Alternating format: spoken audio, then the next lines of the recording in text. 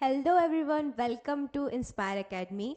My name is Anushka और आज हम स्टार्ट करने वाले हैं जूलॉजी का फर्स्ट लेक्चर जो कि है सेलुलर ऑर्गेनल्स। तो सबसे पहले हमारे लिए ये जानना बहुत ज़रूरी है कि सेल होता क्या है, उसकी हिस्ट्री क्या है, उसके टाइप्स क्या हैं और उसके लिए जो थ्योरी दी गई है वो क्या है। तो चलिए पहले हम बात करते हैं। अगर हम स्लाइड्स अपनी ओपन करें तो ये मेरी खुद की स्लाइड्स हैं, ठीक है, जो मैंने खुद ने बनाई है। ये आपको डिस्क्रिप्शन में एक लिंक दे दिया जाएगा, उसके थ्रू आपको मिल जाएंगी। जैसा कि मैंने अभी आपको बोला, what is cell, history of cell, types of cell, what is the role of the cell. तो सबसे पहले सेल है क्या। सेल एक्चुअल में अगर हम एक एग्जाम्पल के तौर पर देखें तो सेल एक बिल्डिंग है, हमारी बॉडी को हम कंसिडर कर सकते हैं। और सेल उसमें क्या है, आपकी पूरी बॉडी को स्ट्रक्चर और फंक्शन देती है। जैसे कि अगर हम बोले कि ये पूरी बिल्डिंग को स्ट्रक्चर किसने दिया, ईंट ने दिया, ठीक है। वैसे ही बहुत सारी ईंट मिलके क्या बना रही है, एक बहुत बड़ी इमारत बना रही है, एक बहुत बड़ी बिल्डिंग बना रही है। Exactly in the same way बहुत सारी सेल मिलके बनाती है टिश्यू, टिश्यू से बनता है ऑर्गन और ऑर्गन से बनता है ऑर्गन सिस्टम। तो exactly in the same way अगर हम देखें तो यहाँ पे लिखा हुआ है, late me select the marker. अगर मैं मार्कर सेलेक्ट करके आपको पूरा अच्छे से ड्रॉ करके एक एक चीज बताऊं तो बिल्डिंग ब्लॉक्स वर्ड यूज हुआ है। देखिए, cells are the basic building blocks of all the living things. The human body is composed of trillions of cells. हमारी बॉडी में बहुत सारे टाइप की सेल्स होती हैं जिसके बारे में हम अलग से पढ़ेंगे, ये अलग यूनिट है। अभी हमें सेलुलर ऑर्गेनल्स और सेल की आउटलाइन और बेसिक क्लियर करना है, ठीक है। So now they provide structure for the body. मैंने जैसा बताया वही चीज लिखा हुआ है, take in nutrients from the body. जितने भी न्यूट्रिएंट्स हैं वो हमें कहाँ से मिलते हैं, किस तरीके से फंक्शन होता है, ये सारी चीजें सेलुलर एक्टिविटीज में आती है। तो जब हम सेलुलर ऑर्गेनल्स पढ़ेंगे तो प्रोटीन सिंथेसिस कहाँ होता है, किस तरीके से होती है वो प्रोसेस, वहां देखेंगे, ओके।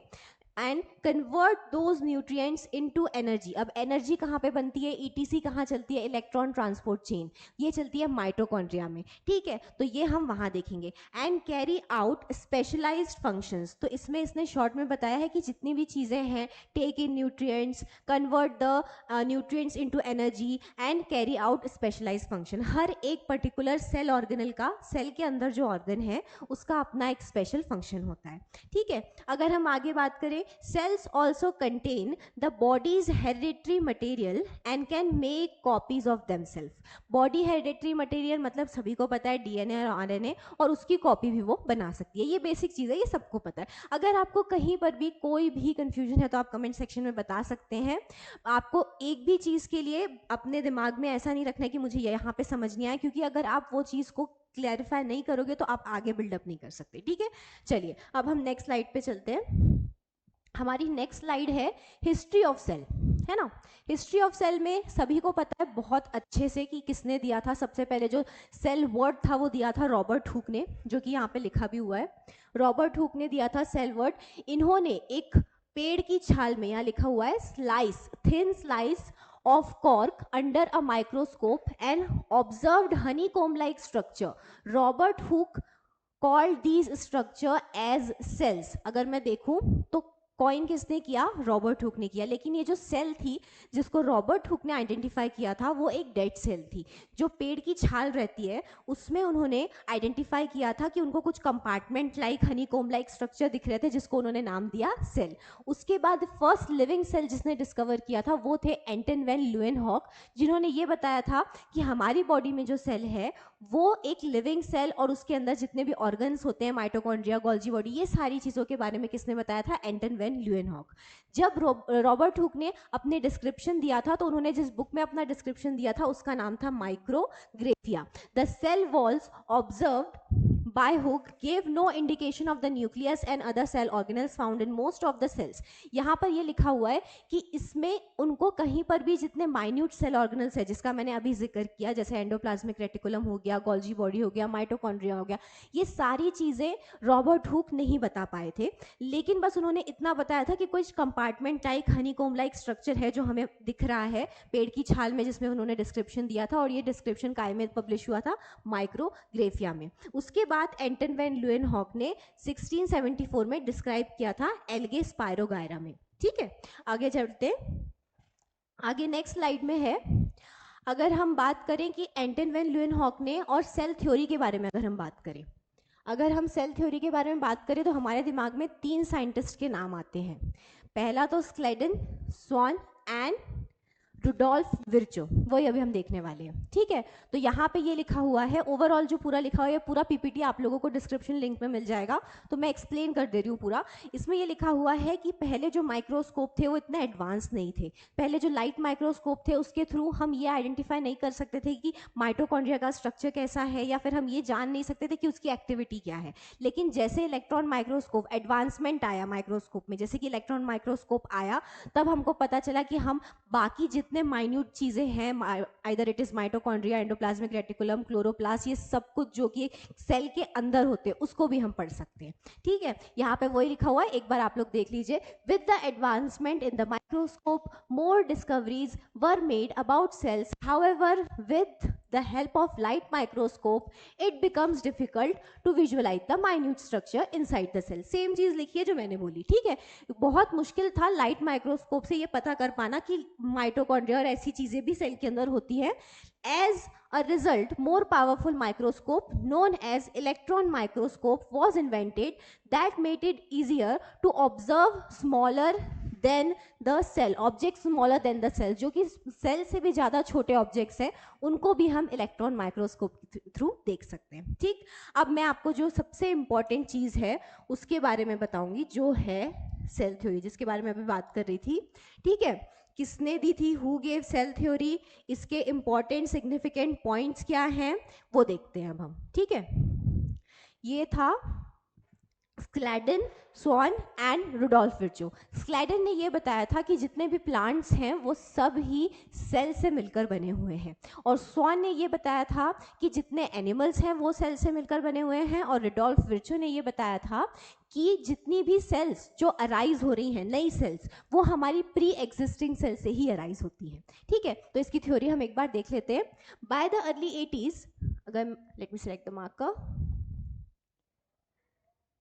ठीक है, by the early 80 scientist had observe the cells of many, यहाँ ये डिफरेंट है, okay, different organism. These observation led to German scientist named Schwann, देखो स्वॉन एनिमल से रिलेटेड है, स्क्लेडन प्लांट से, propose that cells are the basic building blocks of all the living things. इन दोनों को अगर कंबाइन करें तो एक प्लांट के बारे में बता रहा है और एक एनिमल के बारे में बता रहा है, तो दोनों ने कंबाइन होकर यही चीज़ बताया कि जो प्लांट्स हैं, एनिमल है, सेल थ्योरी में यही बताया गया है कि वो सब लिविंग थिंग जितनी भी है वो सब सेल से मिलकर बनी है।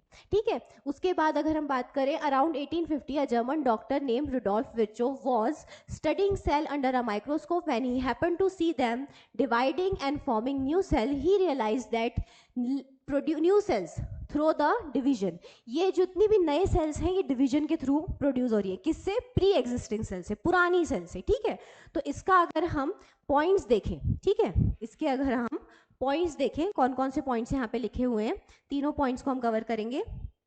देखिए, यहाँ पहला पॉइंट लिखा हुआ है, all organisms are made up of one or more cell. ठीक है, देखो यूनिसेलुलर की बात अलग हो जाती है, अभी हम बात कर रहे हैं मल्टी सेलुलर ऑर्गेनिज्म की। अगर ह्यूमन बीइंग की बात करें तो हर ऑर्गेनिज्म एक से ज़्यादा सेल से मिलकर बना हुआ था। यूनिसेलुलर में अगर हम बात करेंगे तो वहाँ पे बैक्टीरिया का आ जाएगा। ठीक है, अगर हम सेकेंड वाला देखें, all the life functions of organisms occur within the cell. जितनी भी चीज़ें हैं, मैंने अभी आप मेंशन किया था, अगर हम बात कर रहे हैं इलेक्ट्रॉन ट्रांसपोर्ट चेन की, क्रेब्स साइकिल की, इस सब से एनर्जी बनती है। क्रेब्स साइकिल से क्या होता है, उससे भी हमको एटीपी गेन होती है।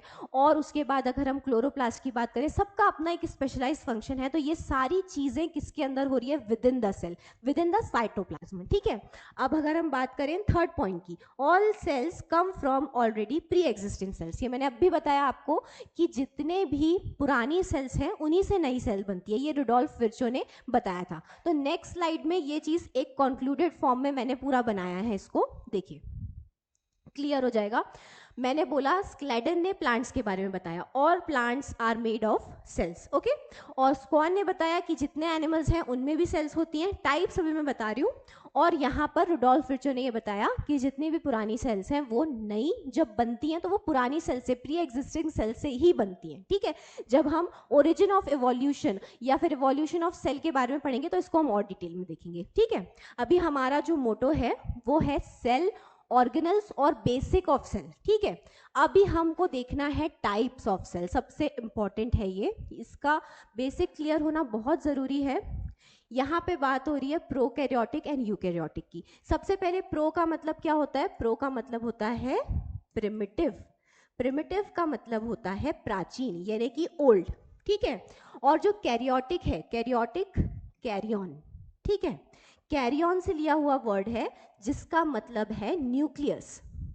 आप अगर गूगल करोगे तो वहां पे लिखा होगा लैक ऑफ न्यूक्लियस। प्रोकैरियोटिक और यूकैरियोटिक का बेसिक डिफरेंस, जो सबसे कॉमन डिफरेंस है। लेकिन एक्चुअल में लैक ऑफ न्यूक्लियस का मतलब ये नहीं है कि न्यूक्लियस नहीं है, न्यूक्लियस है, लेकिन वो वेल डेवलप्ड नहीं है, ठीक है। वेल डेवलप्ड का मतलब, इसको ऐसे याद रख सकते हैं कि आपके पास जो न्यूक्लियस है वो जैकेट फॉर्म में है, और जो प्रोकैरियोट्स के पास जो न्यूक्लियस है, कोई भी बैक्टीरिया का हम एग्जांपल ले सकते हैं, आर्के बैक्टीरिया, साइनोबैक्टीरिया, जिसमें कि वो स्कैटर्ड, ऐसे बिखरा हुआ है, ठीक। अगर हम बात करें किसकी, प्रो की, यानी कि ओल्ड, और कैरियन मतलब न्यूक्लियस, यानी कि न्यूक्लियस प्रेजेंट है। आगे मैं डायग्राम दिखाऊंगी, उससे चीज क्लियर हो जाएगी। न्यूक्लियस प्रेजेंट है, लेकिन कैसा है? वेल डेवलप्ड नहीं है, ठीक है। तो लैक ऑफ न्यूक्लियस मतलब lack of well developed nucleus. यहाँ पे EU का मतलब होता है ट्रू, ठीक है। और कैरियोटिक का मतलब मैंने भी बताया, इसका मतलब यहाँ पे वेल डेवलप्ड न्यूक्लियस प्रेजेंट है, ठीक है। Eukaryotic cells are cells contains membrane bound organs and are the basis for both unicellular and multicellular organisms। ये मेम्ब्रेन बाउंड, देखो प्रोकैरियोटिक सेल में बहुत सारे cell organelles, mitochondria, endoplasmic reticulum और Golgi body, ये सब अब्सेंट होते हैं, कुछ प्रेजेंट नहीं होता, बहुत अलग चीजें उसमें प्रेजेंट होती है, उसकी कंपोजिशन अलग होती है as compare to eukaryotic cell जो हम में पाई जाती है और प्लांट्स में भी पाई जाती है, ठीक है। अगर हम यहाँ पर देखें मल्टी सेलुलर यूनिसेलुलर ऑर्गेनिजम्स का, तो जितनी भी मेम्ब्रेन बाउंड ऑर्गेनल्स हैं वो किस में प्रेजेंट है? यूकैरियोटिक सेल में, ठीक है। In contrast prokaryotic cells do not have any membrane bound organelles, वही चीज लिखी हुई है जो मैंने अभी बोली थी, and are always part of unicellular organism. हमेशा प्रोकैरियोटिक जो सेल है वो यूनिसेलुलर होती है, बट ये चीज याद रखना है, ये चीज आपको ऐसे कहीं पे भी मेंशन नहीं मिलेगी। Eukaryotic cell can be unicellular as well as multicellular, ठीक है, clear. Now we are moving towards the next slide. ये है एक प्रोकैरियोटिक सेल का डायग्राम। ये एक किसका डायग्राम है? एक बैक्टीरिया का डायग्राम है, ठीक है। अब आप देख सकते हो, इसको हमने एक कैप्सूल कंसीडर कर लिया, ठीक है। एक कैप्सूल ऐसे कंसीडर कर लो, उसको हमने बीच में से स्लाइस कर दिया, तो अंदर की जो स्टफिंग हमको दिख रही है, ठीक है, अंदर का जो मटेरियल हमको दिख रहा है वो ये है, ठीक है। तो अब इसमें जो ये पूरा पोर्शन है, मैंने बोला बिखरा हुआ रहता है ना, पूरा स्कैटर्ड फॉर्म में रहता है। तो स्कैटर्ड फॉर्म मतलब ये आपका क्या है? न्यूक्लियोइड, मतलब ये इसका न्यूक्लियस है जो वेल डेवलप फॉर्म में नहीं है। और इसमें क्या होता है? इसमें राइबोसोम होता है जो कि होता है 70S, ठीक है। उसके बाद में इसमें मीजोसोम्स प्रेजेंट होते हैं। इन सब के बारे में सेपरेट लेक्चर मिलेंगे आपको, लेकिन अभी हमको सिर्फ आउटलाइन तैयार करना है। इसमें सेल वॉल होती है क्योंकि ये बैक्टीरिया का स्ट्रक्चर है, ठीक है। कैप्सूल है, पिली है, ठीक है, ये सब जो फिंगर लाइक प्रोजेक्शन आपको डलते हैं ये पायली बोलते हैं, ठीक है। उसके बाद में यहाँ पर ये वाला जो दिखा है ये फ्लैजेलम है, और ये इसके सबके एक स्पेसिफिक नाम दिए हुए हैं। अलग अलग बैक्टीरिया में अलग अलग चीजें थोड़ी डिफरेंशिएट हो सकती हैं। तो प्रोकैरियोटिक सेल में हमने क्या देखा? वेल डेवलप न्यूक्लियस नहीं होता, और बाकी जितने सेल ऑर्गेनल्स जो यूकैरियोटिक सेल में होते हैं वो इसमें प्रेजेंट नहीं होते। अभी हम यूकैरियोटिक का डायग्राम देखेंगे तो और अच्छे से क्लियर हो जाएगा। ये देखिए, ये हमारी सेल का डायग्राम है। अगर हम इसके टूवर्ड्स जाएं तो आपको दिख रहा होगा ये है, अगर हम इसको ऐसे कंसिडर करें कि ये एक बाउल है, ठीक है, ये बाउल है, बाउल में पानी भरा हुआ है, ठीक। अब मैं इसका ऊपर का व्यू दिखा रही हूँ, ऊपर का व्यू मतलब ये, ठीक है।